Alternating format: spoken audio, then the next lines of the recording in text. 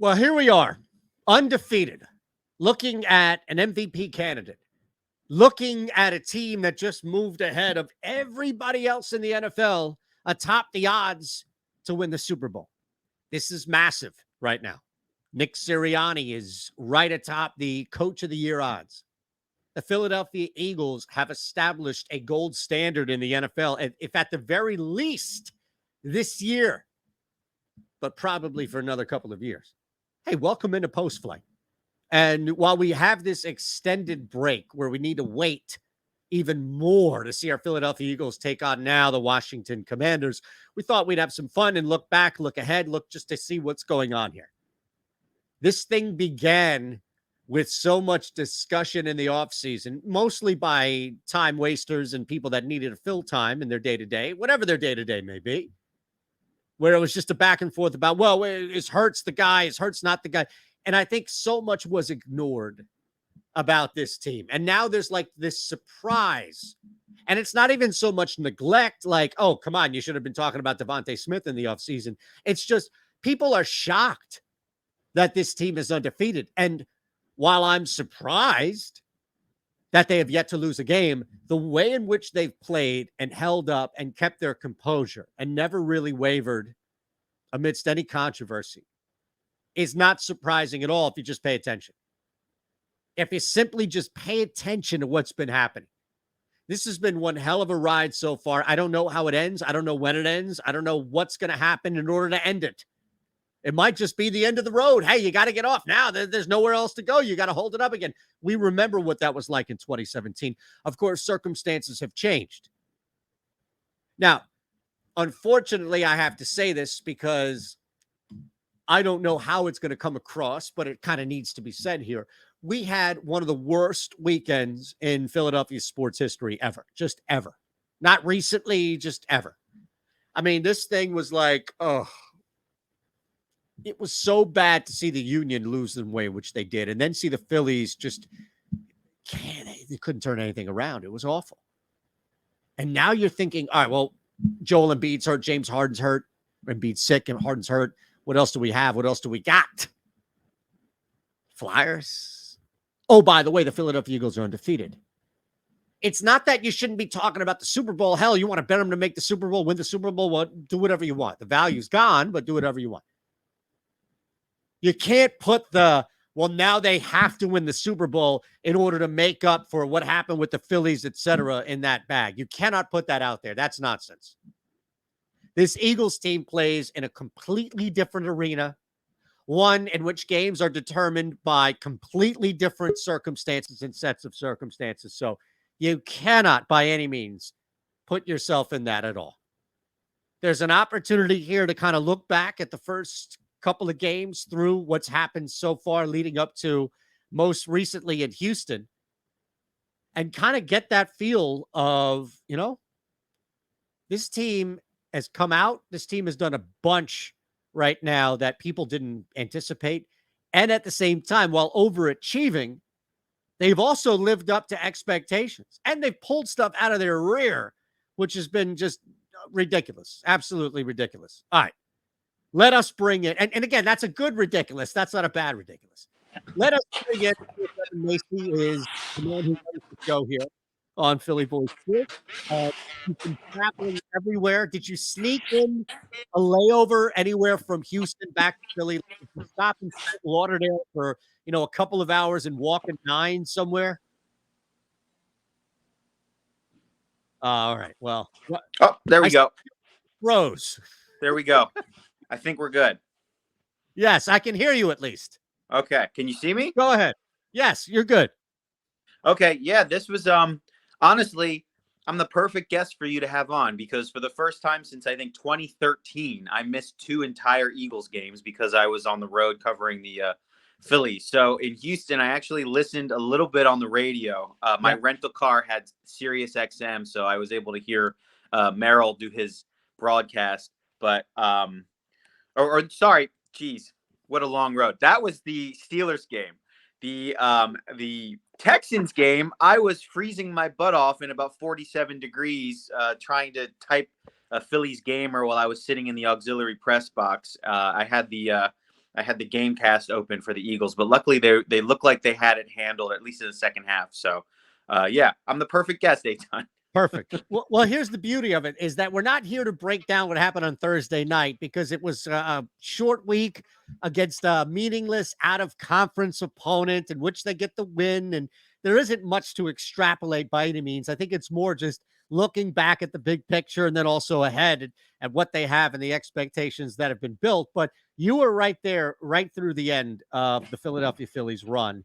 And I do kind of want to bring both in at the same time with this question, which is with the benefit of hindsight, looking back, granted, the nature and I'm sure circumstances will be different as far as the means to the end, and hopefully the end will be different as well. But what did you look back at with this Phillies run that you were up close and personal with and for at Houston as well as back here in Philadelphia that you think you can apply, that you think a fan can apply, that you think can cross and carry over into the Philadelphia Eagles season outside of the obvious, which is, all right, well, everybody else let me down, Philly Eagles. Now you got to beat everybody and win the Super Bowl.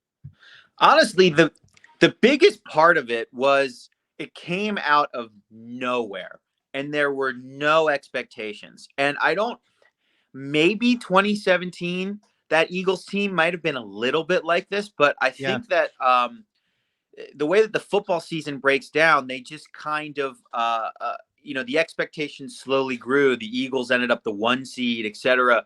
So that was a totally different experience. This Phillies team, like, because of the expanded playoffs, that's the only reason they got in. Because of the designated hitter, that's the only reason Bryce Harper was even able to play, because he had that elbow issue and couldn't throw. And then, they won those 2 wild card games, and then somehow they beat the Braves, and then somehow they beat the Padres. And it was just like all of it was playing with house money, and all of it was just like completely just joyful and unexpected. With the Eagles, they're 8-0. And I think that they just passed, at least in some sports books, I think they passed the Bills as the betting favorite for the Super Bowl now. Yeah. Halfway through the season. So it's a completely different. This team is expected to be the 1 seed and expected to win the Super Bowl. And I can't really remember. I mean, I'm 35 years old. I haven't seen a ton of sports in my life, but I don't remember having a team in Philly that just completely surpassed all expectations. It's usually the teams don't live up to the expectations, except for the Eagles team in 2017. And I guess the Phillies in 2008, I think they had some expectations too. And the Phillies teams after 2008 fell short of their expectations. I would add 2004. Yeah. Because here's the thing. As soon as they got T.O. and we saw that preseason game of McNabb up top to T.O., you remember, everybody was talking about, and it wasn't just typical like, oh, the Eagles are going to the Super Bowl. I mean, there was legit talk about, no, this is it. Like, this is the missing piece. So I would only, but you're right. Like, outside of that, in my lifetime, I don't ever recall, especially in 2001, and people are kidding themselves if they thought the trade from Matumbo all of a sudden made them champions, right? Like, I don't remember the Philadelphia 76ers ever having this attached to them. And the only time I would say in which the Flyers, because I think people get caught, and it's a bad word to use in this case, Evan, but I think people reflect a lot about the playoff run. But that Flyers team that ultimately lost to Chicago probably straddles the line between exceeding expectations and meeting expectations, somewhere in that gray area. Yeah, sure. I mean, obviously coming back from 3-0 will do that. That kind of gave them the house money feel also. You're right. I guess there are a few examples. But that's it. No, but that's it. I just thought it was a really cool conversation piece that you opened up, and I was thinking of these 2 other teams, but you're right. Like that, the Sixers never had that in my life, in your life. No. The Sixers have always been short of expectations. And this Eagles team, I want to be optimistic because they've been able to win in a lot of different ways. And I don't think that the competition is really that good. I mean, even in the AFC, you saw the Bills lose to the Jets, and you saw, the Chiefs struggle against the Titans, who don't have an NFL quarterback. At least they didn't last night. So it's really tough. There's this perfect cocktail of the Eagles are pretty much doing everything right, and the rest of the league looks like crap. And so Yeah, I mean, they deserve to have this hype around them, and they are probably the front runners to win the Super Bowl. But the Phillies run is so completely polar opposite of what the Eagles are going to be going through. It's very interesting to contrast them for sure. Yeah, I think looking at what you mentioned here with the Eagles and, kind of leading up to this and then looking at what they've done around the rest of the NFL, who you have teams who have suffered a loss and made a mistake. The record would indicate that there isn't a blemish on their season, but you and I and so many other countless people here in Philadelphia can attest to the fact that it's been anything but that they have looked like garbage at times, that they have come out slow, that they have reverted back to whatever in the second half, that they've gone stale, that the elements or the opposing defense, whatever the case may be, or just the fact that they're going up against an organization so dumb in Arizona that they would put a kicker like that out there. Whatever the circumstances are, they still ended up on top. And I think that's the biggest takeaway for me in this entire, 8-9 weeks that they've had so far, Evan, is that whoever is on one of these morning shows, TV, what have you, say, well, they didn't play this team. They didn't play this team. They played everybody and they didn't have a hiccup. And everybody else in the NFL has had a hiccup. And the Eagles haven't had a hiccup. And I think that's the biggest takeaway so far for me. Yeah, and I mean they beat teams. The Vikings look pretty good now. I mean it's not like they're.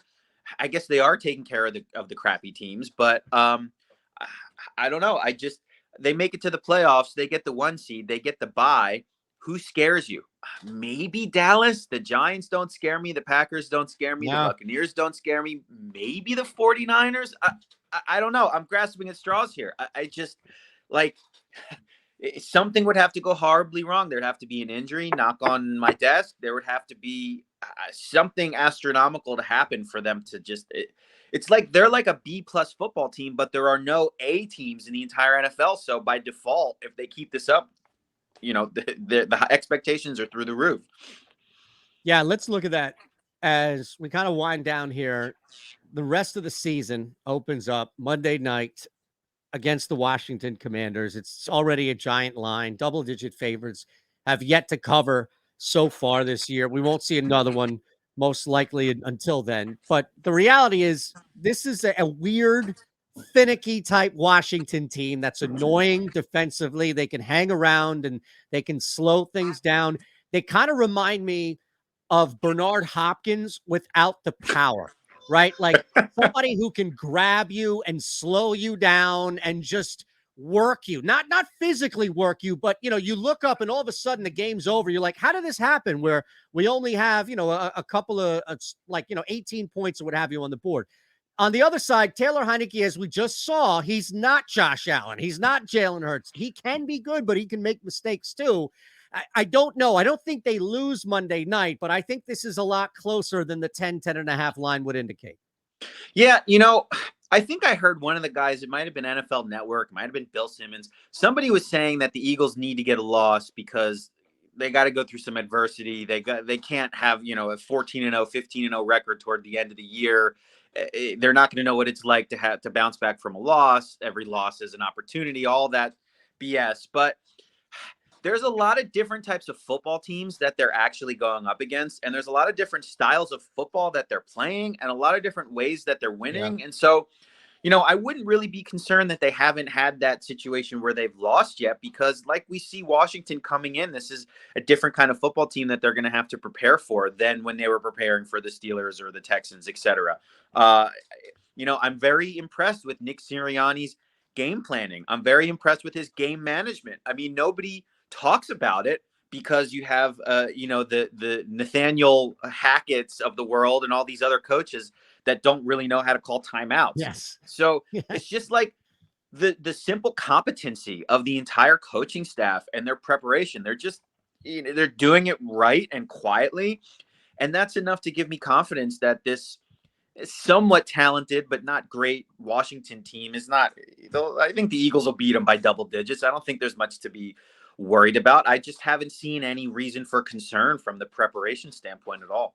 All right. We will go rapid fire here because I have two questions for you on the way out. The first has to do with the Philadelphia Eagles and their schedule. If you want to look at some sort of, I guess, line of demarcation for where they were versus where they're going to be on their schedule. Like Green Bay is clearly not what Green Bay was at the start of the year on this schedule. So I am putting Green Bay in the Indianapolis, like, dregs of the NFL territory. Okay. So let's assume you and I both are on the same page. They win tonight. They now go to 9-0. Okay.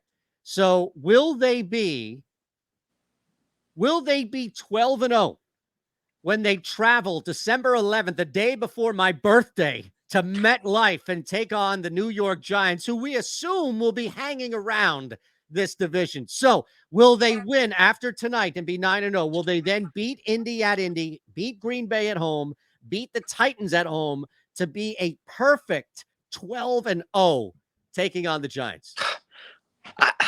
They're so flawed. All these teams are so flawed. I know, they're awful. Are the Titans just gonna, like? I mean, I would really like to see the interior run defense be improved by the time they play the Titans, but I think that they can beat the Titans who can't throw the football. Aaron Rodgers is just an interception machine, and the Packers defense is not what we expected it to be. It's loaded with first round picks, and they're just not really playing well. I don't know. I like I said, it's not so much that the Eagles are good. It's just that these other teams are far worse. So I think I would go with the 12-0. And I think you're right. I think that Giant game in New York will probably, who would have thought that's going to be their toughest test of the year so far? But yep. I think it might be. No, you're right. It's amazing. All right, last one for you. Now, take your time, all right? But this is it. We're going to end on this here. What has a better chance of happening? And you can only give me one. And don't just, here's the thing.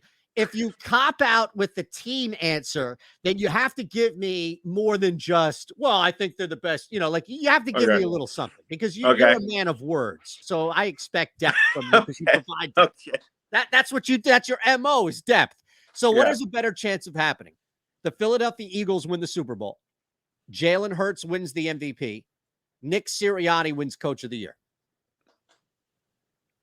One of those three. So one of those three outcomes, and it's mutually exclusive? Yes.